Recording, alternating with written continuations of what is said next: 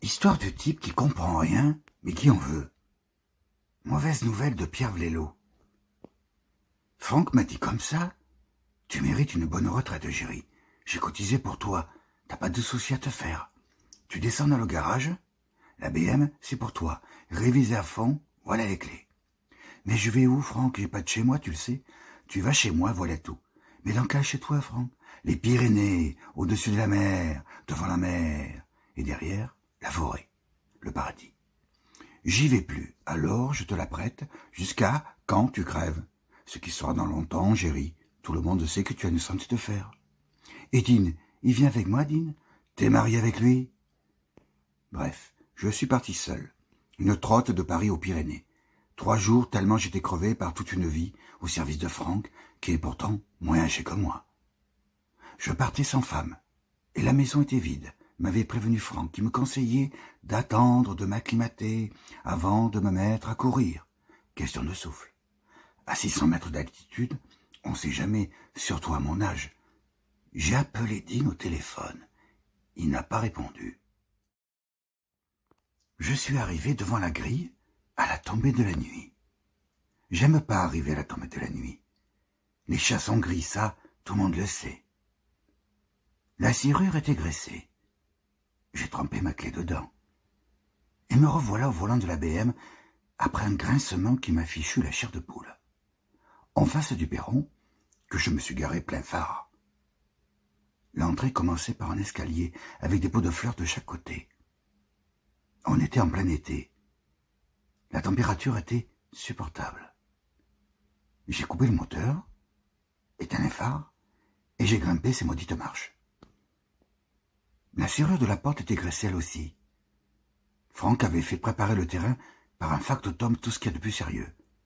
D'ailleurs, avec Franck, ou t'es sérieux, ou tu te suicides. La porte s'ouvrait sur un hall plutôt princier.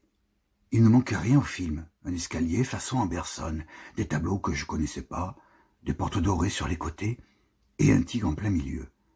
Ah, je vous assure que s'il avait été vivant, j'aurais clamsé avant de mourir. Heureusement, j'ai trouvé l'interrupteur. Il y en avait plusieurs. Mais je ne le savais pas encore.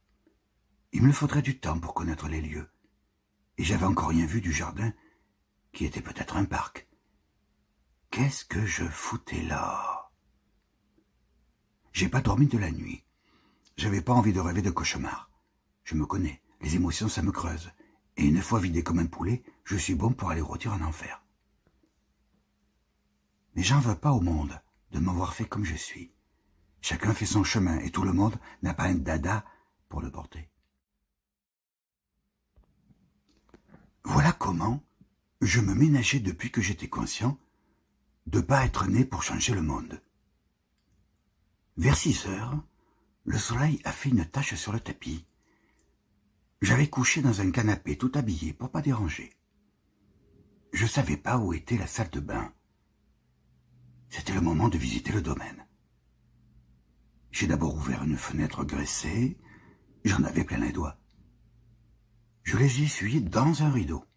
Devant moi, des arbres, avec un bout de ciel jaune au-dessus. Il y avait même un bassin au milieu de l'allée. C'était pas par là que j'étais passé cette nuit, sinon j'aurais mis les pieds dedans. Sauf que j'étais en bagnole, et qu'elle était de l'autre côté. Ou alors, j'avais pas le sens de l'orientation. J'ai retraversé le hall. Le tigre avait l'air mort maintenant. Il perdait ses poils. Il y en avait partout sur le tapis. Le type qui graissait ne passait pas l'aspirateur. J'ai aperçu un téléphone. Il marchait au poil, que je me suis dit. Je suis pas seul. C'est que j'avais craint toute la nuit. Dehors, ma bagnole n'avait pas bougé. Je me suspectais pas d'avoir oublié de serrer le frein. Mais j'ai jamais eu confiance dans l'extérieur. Je suis mieux à l'intérieur et bien au chaud. Ça promettait. Je me promis d'aller voir la chaudière. Il devait bien y avoir une chaudière dans ce manoir et des cheminées dans toutes les pièces. Comment on faisait pour le bois? J'aime pas l'hiver, merde.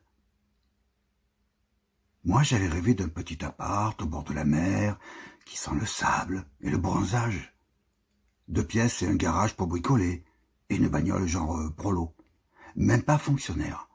J'aurais eu l'air d'un douanier en retraite, de cheminot à la rigueur. Au lieu de ça, j'étais fringué comme un châtelain. C'est Franck qui avait choisi le costard. « Tu fais ce que je te dis et tu la fermes », avait-il beuglé. Tu parles d'une retraite. Mais j'avais du pognon plein les poches. J'avais plus qu'à trouver la ville la plus proche pour me constituer un stock de plats préparés. Je cuisine pas.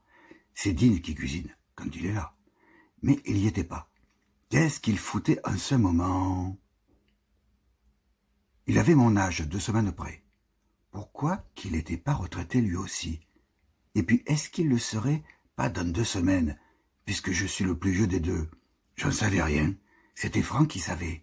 Et on allait savoir. J'ai trouvé la cuisine. Heureusement que j'avais pensé amener de quoi bouffer. Le type qui graissait tout, ce qui bouge, n'avait pas rempli le buffet. Qu'est-ce que je dis? Un buffet? Il y en avait des tas de buffets. Et avec un... Et de la graisse dans les charnières et les poignets. Mais sur qui j'étais tombé, merde! Il restait du café dans mon thermo, tiède, et rien pour chauffer. J'ai commencé à maudire cette idée de prendre la retraite alors que j'étais encore capable de tromper un flic sur ma vraie nature. J'ai quitté la propriété sur le coup de 10 heures, après avoir erré dedans et dehors, sans trouver de quoi calmer mon estomac en manque. J'ai repris le volant, sans oublier de tout refermer à clé. J'avais de la graisse jusque sur le col de ma chemise, et j'avais pas fait ma toilette. Je ferais peur à la boulangère. Et peut-être même aux flics, que c'est pas les mêmes qu'en ville. Ils sont aussi cultivés, mais en plus militaires.